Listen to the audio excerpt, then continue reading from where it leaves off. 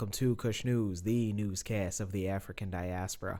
I'm your anchor, Ochanda, daily, bringing you the top stories from Africa and the Caribbean. Let's take a look at today's news on Thursday, November 2nd, 2023. We go to Angola, where the government has called for an end to the Cuban embargo. Angola reiterated on Wednesday at the United Nations its call for an end to the economic, commercial, and financial embargo, as well as the unilateral and coercive measures by the United States that it has on Cuba. According to Angola's permanent representative to the United Nations, Francisco da Cruz, these measures threaten and violate fundamental human rights, including the right to self-determination. The diplomat from Angola explained that the embargo prevents the achievement of an adequate standard of living, taking into the account the current global economic and food crises that require a multilateral approach and international solidarity. The diplomat added that this is evidenced by the successive debates in various international forums, including the United Nations, where the member states have repeatedly voted overwhelmingly in favor of an immediate and unconditional end to the embargo. He also added that for more than 60 years, Cuba has suffered the effects and consequences of the situation, which penalizes the Cuban population by preventing the implementation of social and economic programs. Francisco da Cruz reiterated Angola's commitment to continue to support all relevant United Nations initiatives and resolutions by the end to end this embargo on Cuba, based on respect and fulfillment of the purposes and principles enshrined in the UN Charter. The diplomat encouraged the United States and Cuba to redouble their diplomatic efforts and constructive and transparent dialogue. Those in Angola, let us know how you feel about your guys' diplomat speaking to the United Nations and asking for the United States to end its embargo. What are your thoughts? Let's go to East Africa, where Tanzania is to introduce a universal health care program. The National Assembly yesterday unanimously endorsed a bill to attain universal health care coverage. The government had proposed 6 main measures to finance over 15.8 million Tanzanians so to attain the universal health care coverage. Those 6 measures were to establish special funds to finance the poor and chronic diseases, new arrangement for people to access services across the country, private sector can opt out or opt in, removal of all treatment exemptions, and every Tanzanian will be required to enroll into the scheme.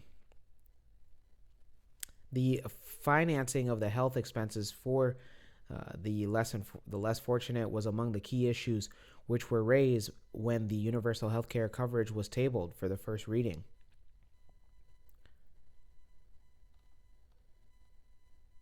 The package of the bill had been introduced several times, but in arrival of the goal of the universal health coverage for all while recognizing the critical investment done under the Community Health Fund, the bill suggested that it be repealed and be replaced by introducing a community health insurance package, which would be taken in subsidiaries listed by the government.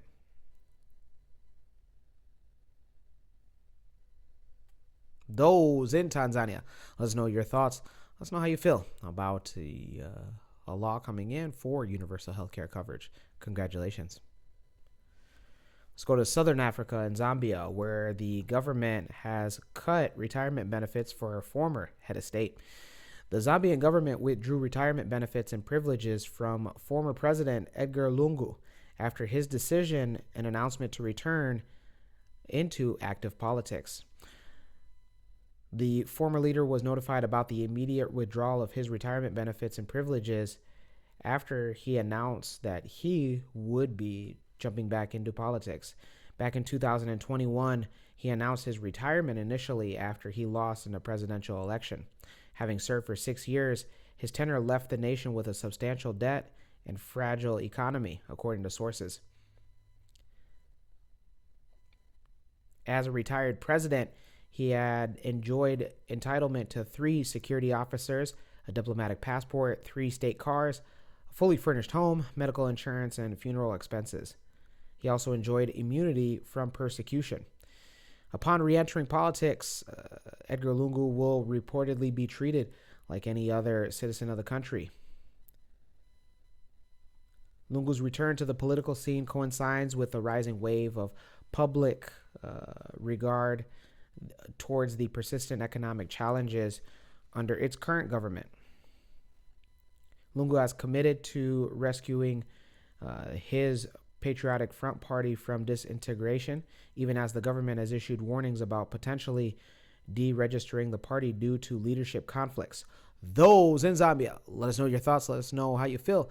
And let us know if you fully support Edgar Lungu becoming a potential runner for your guys' upcoming 2026 presidential elections.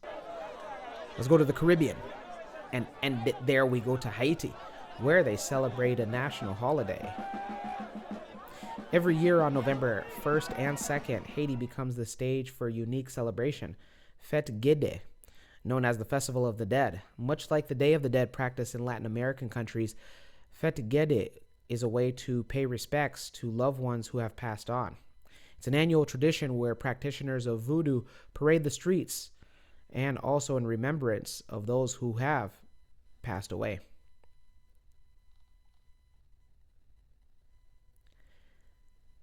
According to voodoo, by becoming a Gede, the deceased are transformed from being simply a human soul that has passed on into a spirit, and this spirit generally has a name that begins with Gede. Sometimes a relative who served as a Gede dies, and another voodoo practitioner decides to take upon the servitude of that same Gede.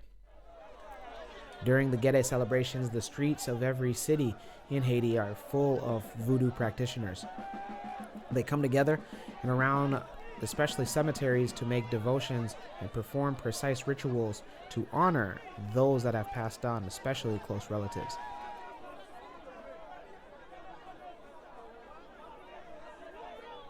Fête Guédé rituals are held throughout November, but are more concentrated on the 1st and the 2nd of the month. The biggest parades happen in the capital, Port-au-Prince, at the Grand Cemetery. If you're traveling by car, be prepared for enormous crowds, and it might be impossible to get near the cemetery depending on how early or how soon you get there.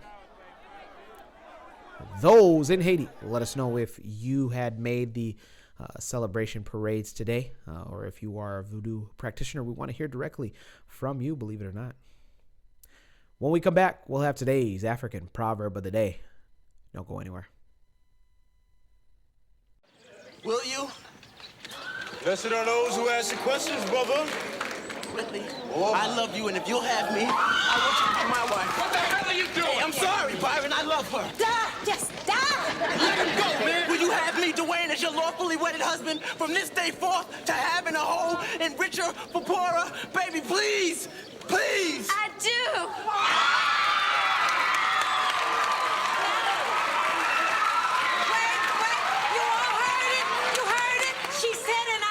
But to whom? Well,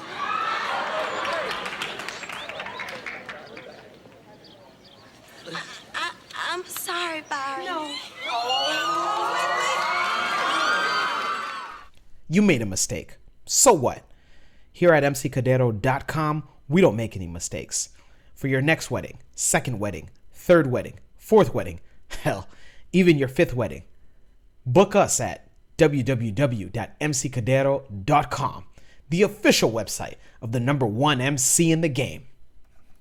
Welcome back. Let's take a look at today's African proverb of the day, and it comes to us from Sierra Leone. What's going on, Sierra Leone? I once had a coworker from Sierra Leone. His name is Henry. If Henry, if you ever catch this, what's going on, man? Reach on out to me. He was always awesome. He shared food with me, believe it or not, on lunch breaks. Sometimes when I would forget my lunch at home, because usually I'd be running late. I was working during school, and oftentimes he would be like, "Hey, I have a big enough pot that I brought with me, and let's go ahead and dig in." So I have a big love for Sierra Leone. You guys have amazing people. And it reads, if the cockroach wants to rule over the chicken, then it must hire the fox as a bodyguard once again. If the cockroach wants to rule over the chicken, then it must hire the fox as a bodyguard. Sierra Leone proverb. This is really, really good military strategy. When you take the animals and the animal analogies out of it and just look at it, you understand the fox is the enemy for the chicken. And so if this cockroach who the chicken eats, right? Chicken eats are known for eating insects besides whatever there is around the farms. The cockroach says, "Oh, let me go ahead and form relations with the fox." This is politics. You understand? This is really good politics. So shout out to Sierra Leone. I like this proverb. Hire the enemy of your enemy. Good job. Let me know your interpretation of today's African proverb of the day, as well as your thoughts, views, questions, comments, and concerns on the top stories. Don't forget to hit that like button. Make it your best friend. For Kush News on Kush Convos TV, I'm Ochanda. We'll see you soon.